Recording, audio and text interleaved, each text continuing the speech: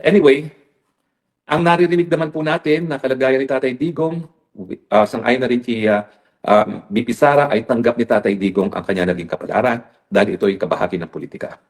Pero siyempre, hindi natin maalis na talagang kung ako'y nalulungkot at kung naman may karayaan, umikot-ikot bilang isang asylum seeker, mas malungkot talaga yung kalagayan ni Tatay Digong. Kaya nga ako nag-iisip, kung ako ay naluluha paminsan-minsan dahil sa aking kalagayan, iniisip ko nila, mas matindi talaga ang naging kalagayan ni Tatay Digong. At yan naman ay kahit papano nakakaibsa ng aking nararamdamang kalungkutan.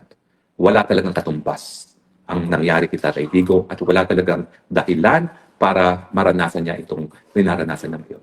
Mantakin ninyo, kinidnap ng sarili niyang gobyerno, isinuko sa isang dayuhang hukuman na sa ngayon ay pilit ng pinagwawakas ng mga bansa gaya ng Estados Unidos, Israel at ibang mga bansa na hindi kasapi ng ICC. Itong mga nakikita natin sanctions sa ICC judges, yan po ay magpapatunay na hindi na tatagal talaga ang mga ICC judges dahil kinakailangan nila ng access sa US banking system. At baka hindi na nga po tatagal talaga ang ICC kasi yung mga pondo na binibigay ng kanilang mga miyembro ay dadaan at dadaan din sa mga US institution gaya ng SWIFT, no? Na ngayon ay hindi na po pwede. So tingin ko rin bilang ng araw ng ICC. So Tatay Digong, hang in there.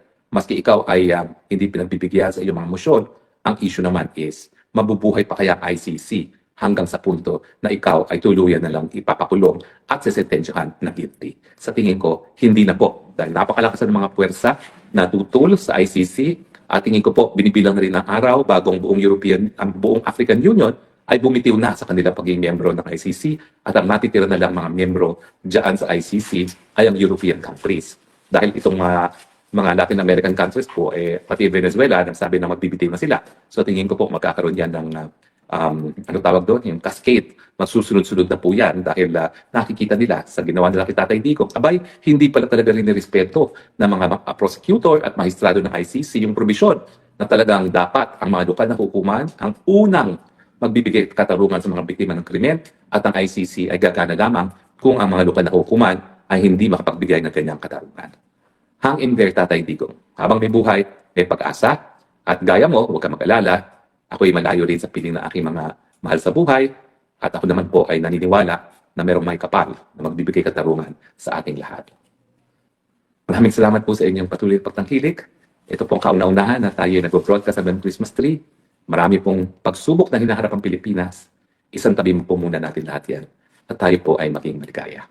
Siguro po bukas, 22, ay huling araw na ako po ay magbo-broadcast na isang seryosong topic.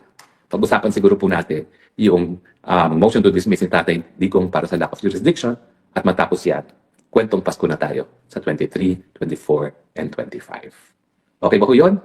Samantala, alam ko, abalang-abala kayo sa pamimili, abalang-abala kayo, yung mga merong pamili, abalang-abala kayo sa pagluluto, yung mga merong lulutuin, pero maski wala po tayong pambili, wala tayong lulutuin, maging abala po tayo at maging maligaya sa darating na Pasko dahil ang Diyos ng pag-ibig ay isinila. At dahil dyan, meron tayong pangako na buhay na walang hanggan. Salamat po. Ito po ang inyong Spokes ng Bayan ang sasabing, Merry Christmas po! At I love you, Philippines. You're the only country that I have. You're the only country that I love. God bless the Philippines. Adios.